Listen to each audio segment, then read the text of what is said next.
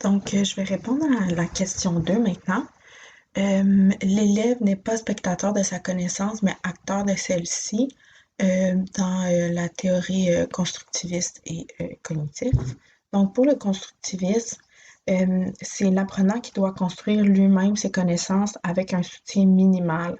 Alors, c'est vraiment un être actif. Il développe son intelligence et sa connaissance par sa réflexion.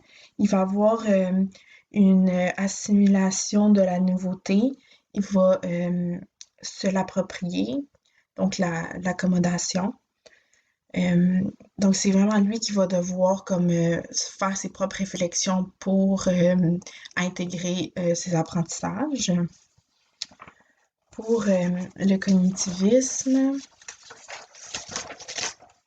c'est l'apprenant, il doit mettre en lien les éléments qu'il reçoit de son environnement afin de les traiter et d'en créer de cette sorte des apprentissages. Donc, l'apprenant doit émettre des stratégies d'apprentissage afin d'obtenir des résultats.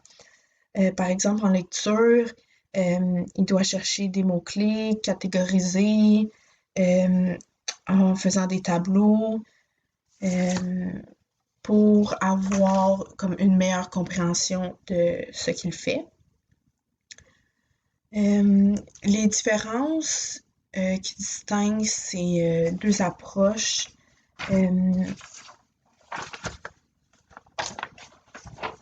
c'est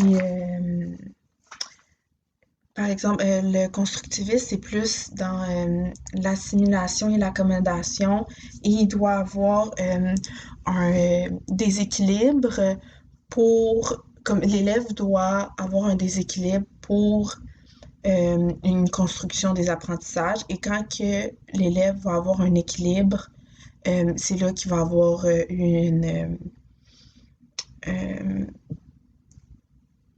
qu'il va avoir comme pas compris en matière, mais qu'il va avoir appris cette matière-là. Donc c'est ça, il va avoir une construction d'une nouvelle connaissance après quand il va être revenu à l'équilibre, tandis que pour le cognitivisme, il va traiter l'information et la mettre dans sa mémoire, puis après, il va pouvoir faire une différenciation des apprentissages qu'il va avoir intégrés. Il va pouvoir comme choisir l'utile, comme ce qu'il faut qu'il utilise pour certaines situations.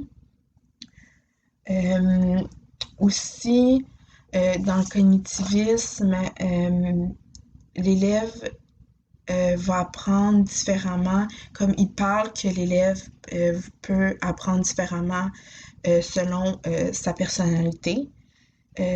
Donc, il va avoir un style divergent et style convergent.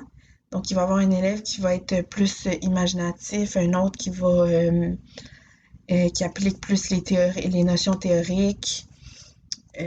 Donc, c'est comme une différenciation qu'ils font qu'il n'y a pas dans le constructivisme.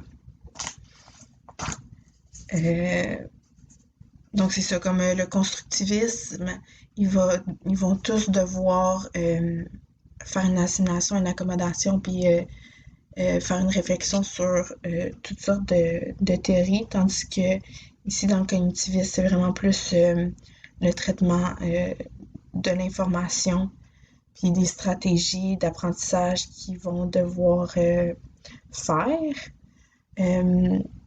Ici, dans le constructivisme, il va devoir le faire le plus comme par lui-même possible, tandis que le cognitivisme, les stratégies d'apprentissage peuvent être